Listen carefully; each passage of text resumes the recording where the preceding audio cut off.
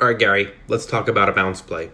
A bounce play is when your stock crashes at the open and then rebounds for a quick little bounce. Now I'm going to show you 1, 2, 3, 4, 5 charts, all from yesterday, all at the same time, and all different sectors. And you're going to notice that they all crash at the open and have a little bit of a bounce. It's probably algorithms, computer trading, and this actually works in our favor.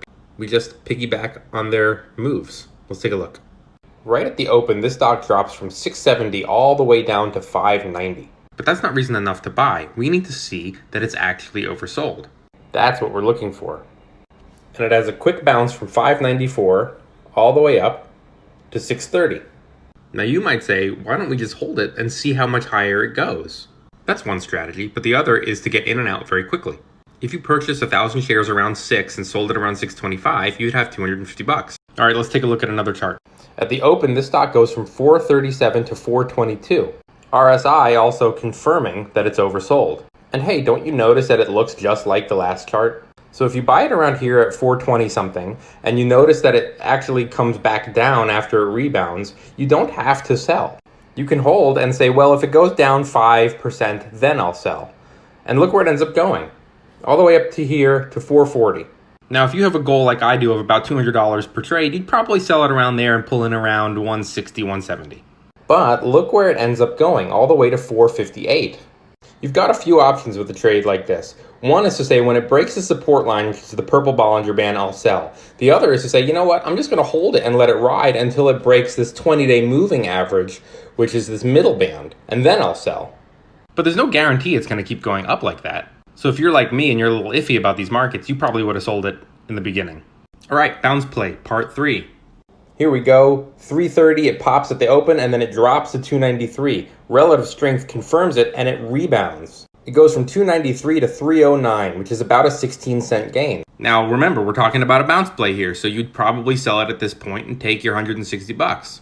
It trades flat or sideways, crosses the 20-day moving average, and then breaks out to the downside, but it doesn't go anywhere. So you're keeping an eye on it, and look where it ends up closing. But remember, for a third time, we're talking about a bounce play here. So your goal isn't to hold and see what it does. Your goal is to make a quick profit right at the open when it tanks.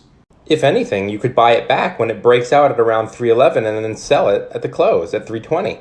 Pull in a couple extra bucks. It all adds up. Why not? All right, are you getting tired yet? It is hot in here. I don't have my air conditioning on because it is noisy. And it's DC in the summer, which means it's going to be pushing 90 today. Bounce play.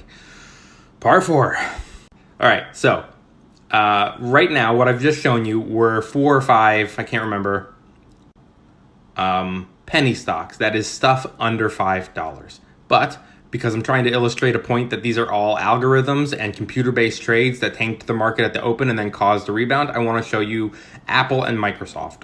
Obviously, you're not going to be day trading Apple shares or buying 1,000 shares of Apple, but it crashes at the open, hits relative strength, oversold, turns around for a bounce. Microsoft, similar story, crashes, bottoms out, oversold, bounces. By the way, I think it goes without saying, please don't just buy these stocks just because I mentioned them in videos. They're really just for educational purposes. So we just looked at 5 different charts, and they were from all different sectors, and they all did the same thing right at the open. They sold off, they became oversold, they rebounded for a quick bounce. Some of them pushed higher, some of them didn't. And I said that it was probably algorithms and computer trading, which it probably was.